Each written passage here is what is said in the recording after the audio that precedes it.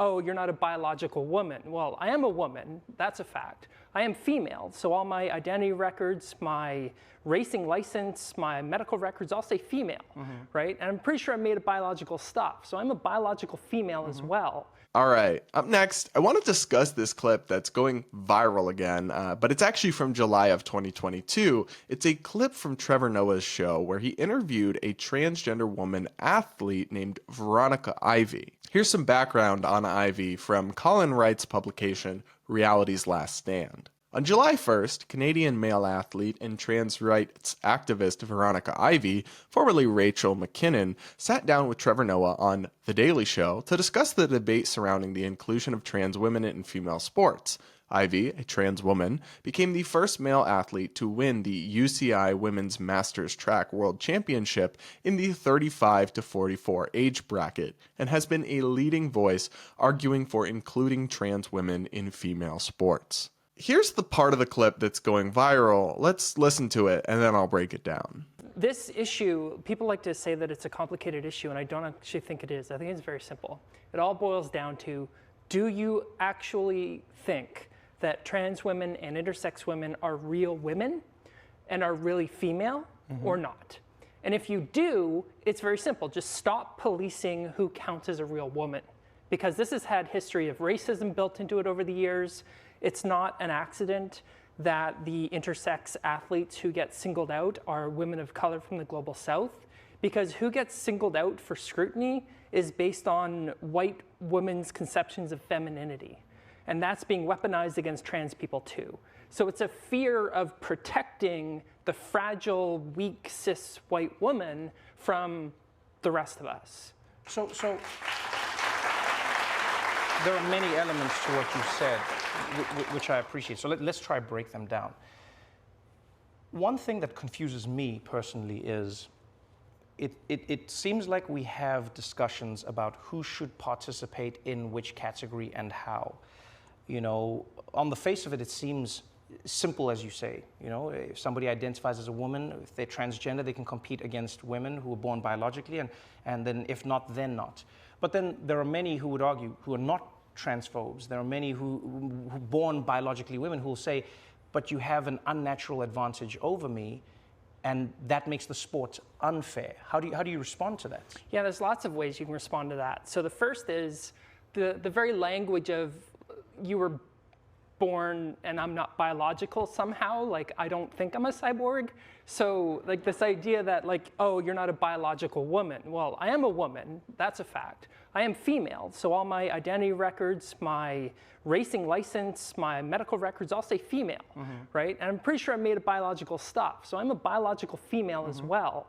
So this question of, do trans women have an advantage over cis women? We don't know. In fact, there's basically no published research on this question. However, there's good reason to think that there isn't.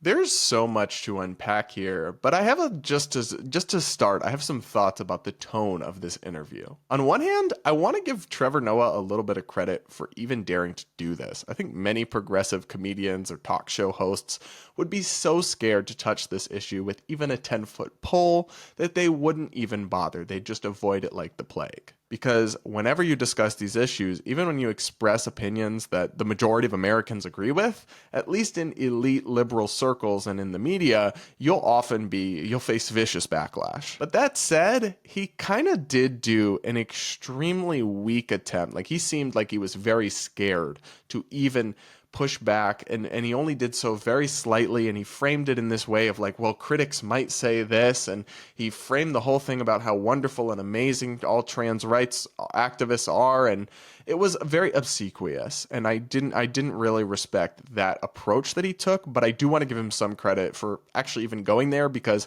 most of the other shows wouldn't even do this. That said, what Veronica Ivy says in this clip is some of the most insane misinformation, some of the most anti-science, ideological drivel that I've heard in some time. And trust me, doing what I do, you hear a lot of crazy shit. Veronica's answers range from non sequiturs to outright falsehoods. So, for example, when Veronica talks about sport being a right, first off, that's very debatable as a philosophical matter, but let's accept that. No one is saying that trans people shouldn't be able to compete in sports. The debate is over what category is appropriate for them. But no one, again, is trying to tell trans people they can't play in any sports. Also, when Veronica brings up intersex people, it's a common tactic that they do, but it's a complete red herring. Intersex people are an extremely rare genetic anomaly, and in almost every case, the trans athletes we're discussing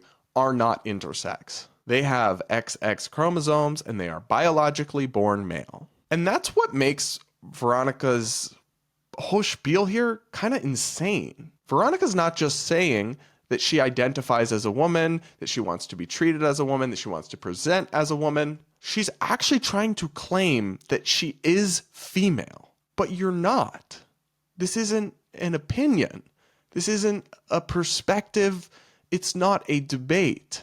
Biological sex is, with extremely rare exceptions, binary, and it is immutable. Makeup does not change your DNA. Surgery does not change your DNA. Taking hormones does not change your DNA. All of that can change your appearance, and as far as I'm concerned, that's fine. More power to you. Live however you want.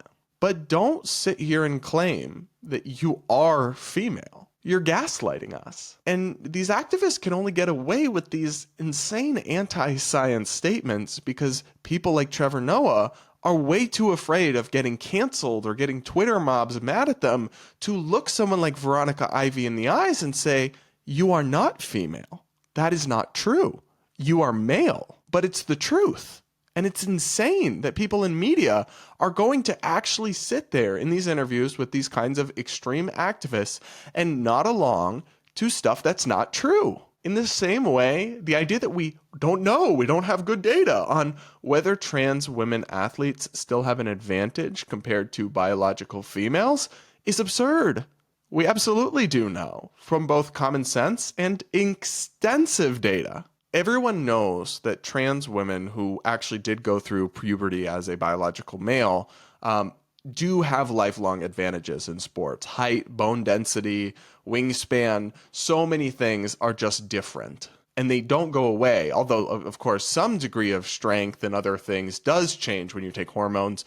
Not all of it does go away. This has been extensively studied, and I, again, am going to draw from Reality's Last Stand here by Colin Wright. He goes through 2 comprehensive studies that look at the differences that remain.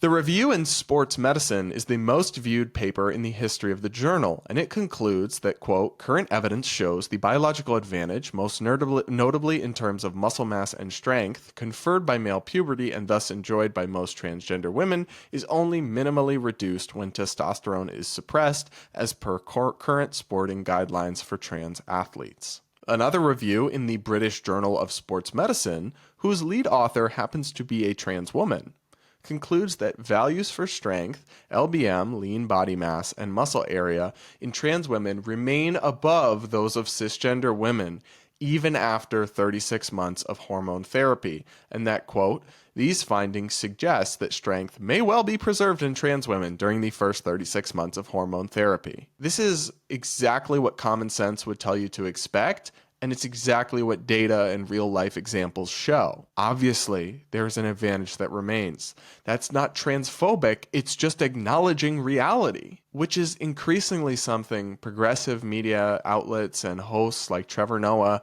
seem unwilling to do. But they're not actually helping the cause, because when you present people with this kind of extreme and obviously untrue ideological information and messaging, they are going to be repulsed by it.